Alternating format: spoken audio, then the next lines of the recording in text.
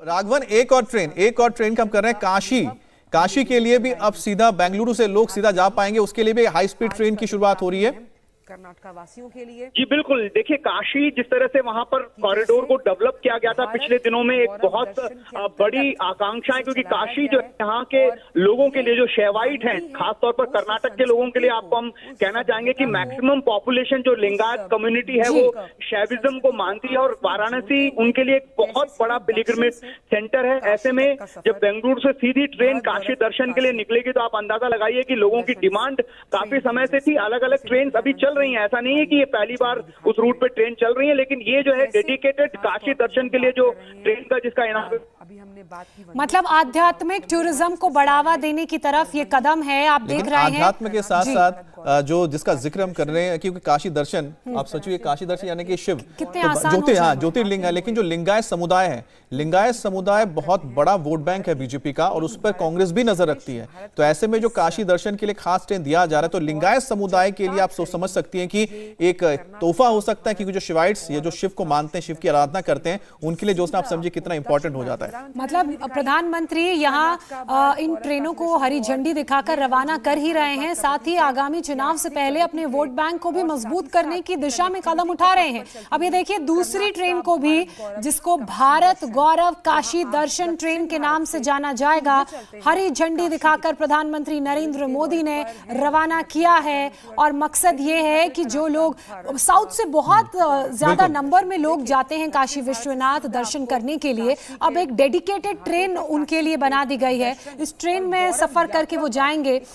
विकास की रफ्तार को वो समझेंगे। इसके अलावा जो आध्यात्मिक टूरिज्म की मैं बात कह रही हूँ, उसको भी बढ़ावा मिलेगा। और साथ ही अमित, अगर पॉलिटिकली इसे समझा जाए तो इसके कई मायने हैं। अब अगले 6 महीने के अंदर यहाँ चुनाव हैं, और चुनावों से पहले देखिए तोहफों की झड़ी प्रधानमंत्री नरेंद्र मोदी ने लगा दी है, और उसी बीच अब ये तोहफे कितने टर्नआउट होंगे वोटर्स के रूप में, ये चुनावों के नतीजों के बाद सामने आएगा। लेकिन साउथ में अपनी पार्टी को मजबूत करने के लिए ये एक बड़ा कदम जरूर प्रधानमंत्री नरेंद्र मोदी ने उठाया है, और यही कारण है कि दक्षिण भारत के 4 राज्यों के दौरे पर प्रधानमंत्री नरेंद्र मोदी है। और जहां एक तरफ हिमाचल प्रदेश और गुजरात के चुनाव चल रहे हैं, हिमाचल प्रदेश में हालांकि प्रचार कल थम चुका है और अब आने वाले कल वहां पर वोटिंग होगी, लेकिन गुजरात में अभी भी प्रचार का शोर जारी है। उसी बीच साउथ आना और 2 दिन के लिए यहाँ पर रुकना, लोगों को तमाम बड़े तोहफों की सौगात देना और यहाँ पर अपने वोट बैंक को मजबूत करने के लिए एक बड़ी कोशिश करना, ये दर्शाता है कि दक्षिण भारत बीजेपी के लिए, प्रधानमंत्री नरेंद्र मोदी के लिए कितना इंपॉर्टेंट है और उनका विजन दक्षिण भारत को लेकर क्या है। बिल्कुल, देखिए प्रधानमंत्री मोदी ने जब वंदे भारत की शुरुआत की, आपने देखी कि सबसे पहले आपको पता होगा पहला जो वंदे भारत शुरू हुआ था वो दिल्ली और बनारस के बीच शुरू हुआ था, हाट के बीच में शुरू हुआ, उसके बाद कटरा के लिए शुरू हुआ, उसके बाद आप देखिए कि किस तरह से उसे ले जाया गया पश्चिम की ओर, जिसने अहमदाबाद से मुंबई को जोड़ा, उसके बाद हिमाचल को जोड़ा गया दिल्ली से। अब जो बात हम कर रहे हैं कि किस तरह से साउथ में अब इसकी शुरुआत हो गई, अब पूरब बचा है, तो पूरे भारत में इसको फैलाया जाएगा। और हाई स्पीड ट्रेन देखिए कहीं ना कहीं इसलिए जरूरी हो जाता है कि लोगों का जो एक्सपीरियंस है, ट्रेन एक्सपीरियंस, और साथ ही साथ कमर्शियली आप देखिए ये सारी चीजें बहुत महत्व रखता है। और यहां पर देखिए बसवराज बोम्मई जो कि मुख्यमंत्री हैं, उनसे बातचीत कर रहे हैं, साथ में गवर्नर थावरचंद गहलोत हैं, यहां पर गवर्नर हैं,